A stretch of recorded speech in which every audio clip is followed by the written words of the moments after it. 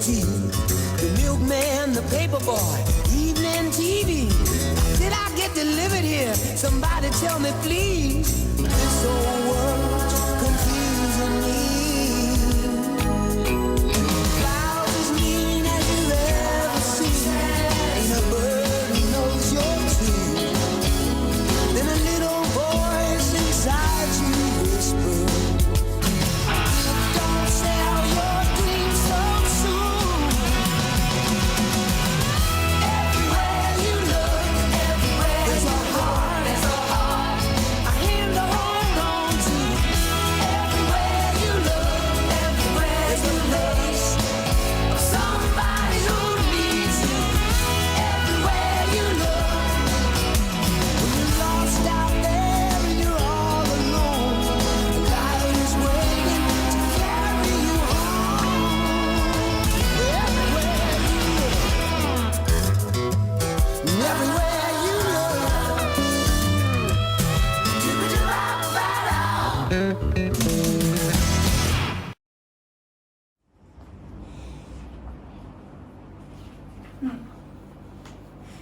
The power of fish is in water? Yes, this is the English translation for the Shona saying, Simba rehove riri numvura, which means, we succeed when we are in the place where we feel most at home. That's cool. I don't actually know a lot of African proverbs, and it's actually kind of weird that we don't have Afrocentrism in school. What's Afrocentrism again? I believe it was coined in the 1980s by a African-American activist and scholar by the name of Bulefi. The entire point of it is basically to look at traditional African values and ideas in a positive light and how that can be applied to the broader world to its benefit. Okay, but then why isn't Afrocentrism celebrated in the South African curriculums? Well, the problem with Afrocentrism is that it was disadvantaged a lot during colonization and apartheid. So African voices weren't really heard. They didn't have some sort of space where they could freely express themselves. And also during colonization, the Europeans thought that this kind of knowledge and this kind of knowledge system was primitive. So it was rather actually oppressed than trying to incorporate it into their own education system. So why should we incorporate it into education? What benefit is there? Well, Afrocentrism promotes diverse thinking, as well as adding a new perspective into the classroom and creating an atmosphere of tolerance towards all cultures. It helps with self-esteem and inclusivity in the classroom, and looking at it from a scientific point of view, the Euro-Western perspective is quite clinical and removed from nature, whereas the African perspective is more in touch with nature and promotes values that respects nature, which I think is a very good thing to do. So yeah, it fosters a more inclusive, holistic approach towards education. Okay, so to make lessons more relatable to our learners, we need to include Indigenous knowledge systems. Yeah. But what would you define as an Indigenous knowledge system? Oh, Linda, let me tell you a story. Okay, so Indigenous knowledge systems refer to a way where you transfer knowledge orally. So African people like the Khoisan, Buddha, they used to transfer knowledge through storytelling, through dancing, and they were very in touch with their environment. So everything they did was for sustainability in that environment. They also used medicinal herbs, and they had certain gender roles as well. Oh, I see. How would we as teachers include this in the classrooms? Actually, a lot of song and dance has been used in many years to convey knowledge and stories in the African culture. These stories usually have fables and morals that have lessons in them and knowledge that is passed down through generations. In school, children can be encouraged to convey and talk about these stories as it encourages participation and cultural preservation. In a study in New Zealand, it proved that the collaboration between Indigenous and non-Indigenous people really promoted the transfer of knowledge from the Indigenous Maori people in the school curriculum. And from my perspective as a life science teacher, we can incorporate Indigenous African knowledge in terms of traditional brewery and using traditional plants for medicinal use. But that's only in like a life sciences perspective. How would we incorporate that in other subjects? Well, I teach English, so as an English teacher, I would then just change the prescribed texts instead of something like The Great Gatsby. I would use texts that would be more inclusive in the African context, so more by African authors. Like And- Bomb Boy. Exactly.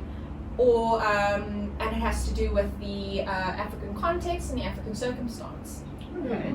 But English is actually only one of 11 official languages in South Africa. So what about the other languages? Well, in terms of education, South Africa actually only offers English and Afrikaans as a method of instruction and learning past grade 3.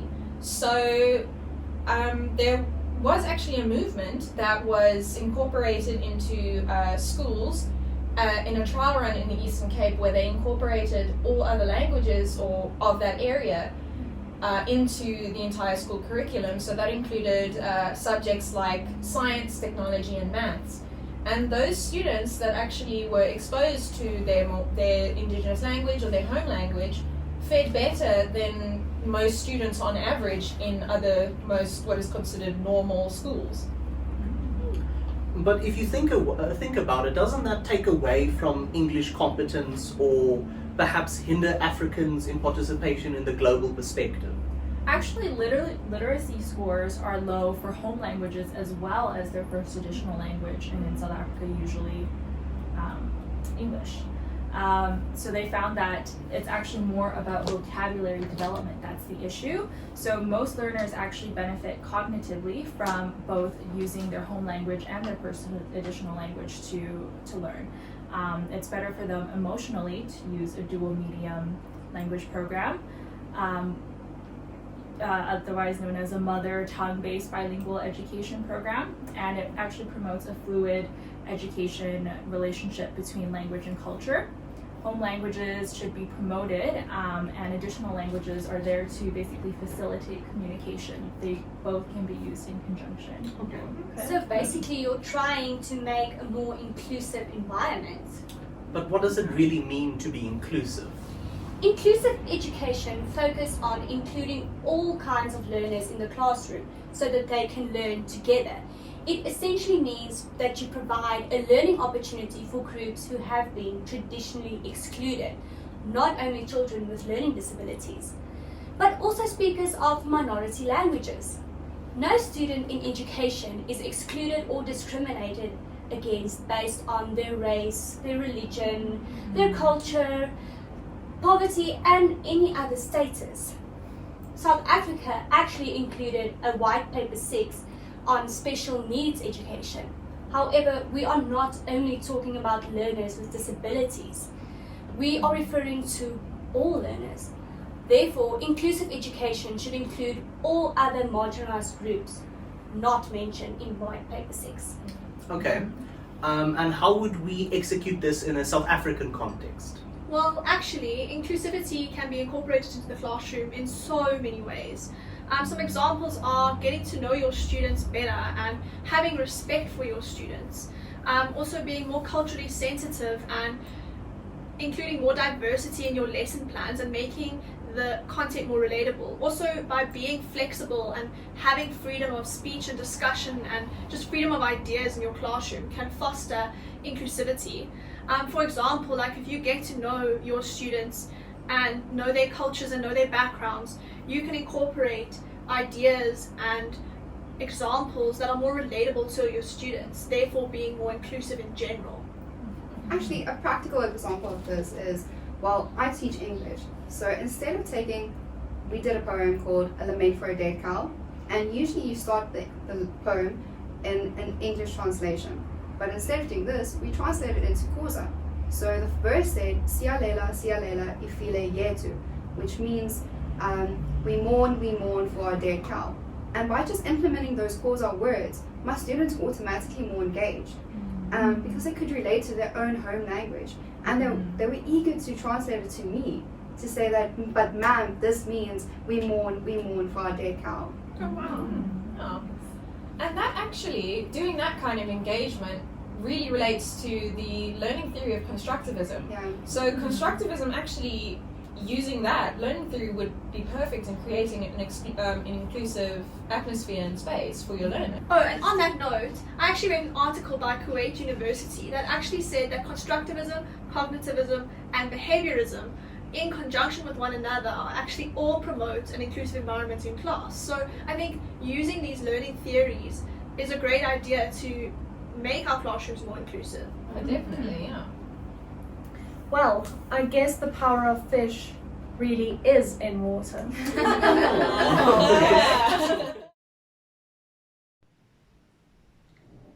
Wow, that was an epic discussion on Afrocentrism, inclusivity, Indigenous knowledge systems, and language, and I cannot help but think we are setting a good foundation for education should we include all of these in our teaching in our everyday life.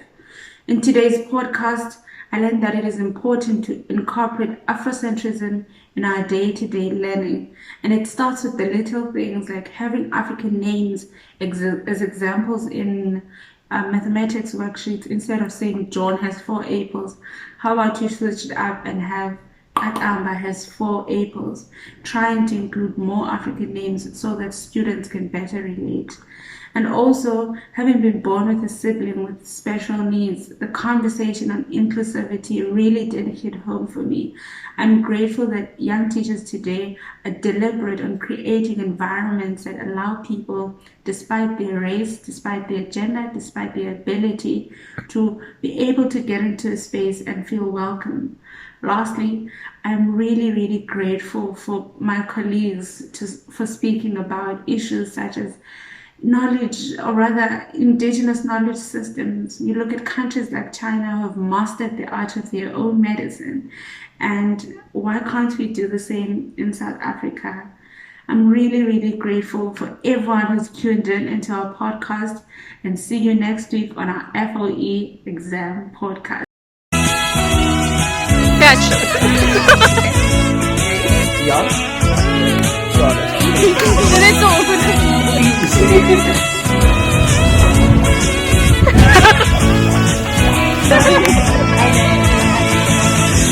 Oh my god, you guys, it didn't record. No!